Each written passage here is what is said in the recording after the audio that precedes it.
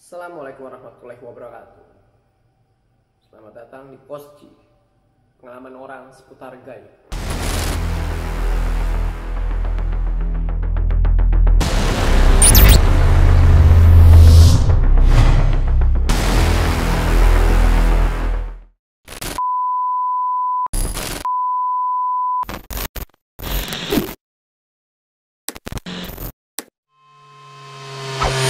Masih bersama saya, Ki Pranleu, yang akan berbagi kisah tentang pengalaman orang seputar pengalaman gaib.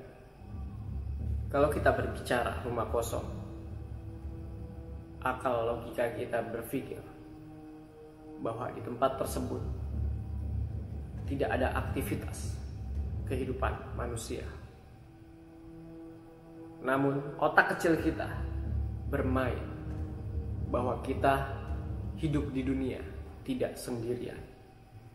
Dan kisah ini dikirimkan langsung oleh Christina Dewi Santika. Assalamualaikum warahmatullahi wabarakatuh. Cerita horor ini terjadi di rumah saya. Yang sering mengalaminya tetangga sekitar, terutama saat kondisi rumah kosong atau saya sedang pergi. Beberapa kali tetangga mengalaminya. Mereka datang ke rumah, panggil-panggil saya, dan menurut cerita mereka, saya menjawab panggilan mereka. Tapi kenapa nggak keluar-keluar jawabnya? Sampai pada akhirnya mereka pergi karena nggak ada yang keluar. Besoknya ketemu saya, mereka komplain, dipanggil nyahut dong, tapi orangnya nggak keluar, kata mereka. Sumpah, demi Tuhan, saya pergi, rumah kosong, tidak ada orang. Kejadian seperti itu dialami beberapa orang tetangga saya. Persis sama kejadiannya seperti itu.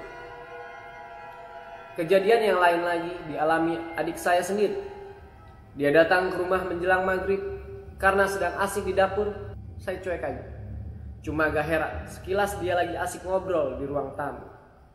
Sepintas saya pikir ngobrol sama siapa, dia apa sama tetangga depan rumah. Selang beberapa waktu saya selesai kerjaan di dapur, lalu gabung ngobrol bersama adik saya di depan. Pokoknya asik, cerita seru sampai pada akhirnya bahas suami saya. Terus saya bilang, "Wong Mas Agus, suami saya belum pulang kok, lembur kerjanya." Dia kaget sampai berdiri, periksa ke kamar dan sekitar rumah. Kata adik saya, "Mas Agus sudah pulang kok. Saya barusan ngobrol sama dia. Di sini dia lagi duduk di situ sambil merokok sama ngopi." Sumpah demi Tuhan, kata adik saya. Saya juga ngotot. Belum pulang, dia lembur. Lihat tuh motornya nggak ada. Dan akhirnya kami juga bingung sendiri. Pernah juga anak saya yang kecil waktu itu umur 7 tahun lihat sosok seperti kuntilanak berdiri di samping kamar mandi, dan itu nyata sekali. Sampai pucat pasi wajahnya ketakutan. Dan itulah cerita horor yang pernah terjadi di rumah saya. Sebenarnya masih banyak ya, tapi ini yang paling sering terjadi.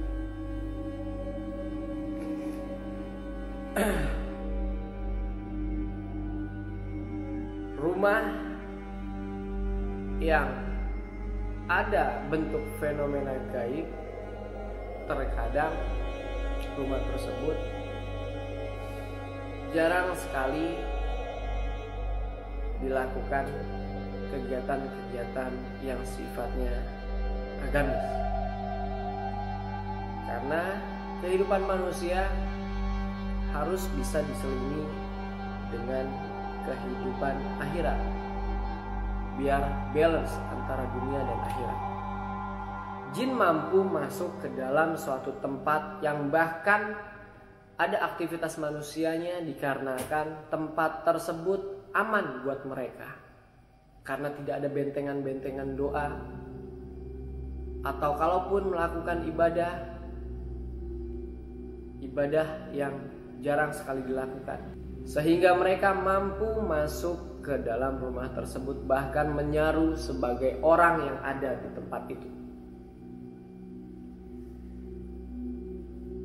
Agama Islam meyakini doa adalah senjata. ibadah yang kita lakukan adalah aktivitas spiritual kita kepada Tuhan kita. Baik itu sholat, mengaji, zakat, bahkan beramal.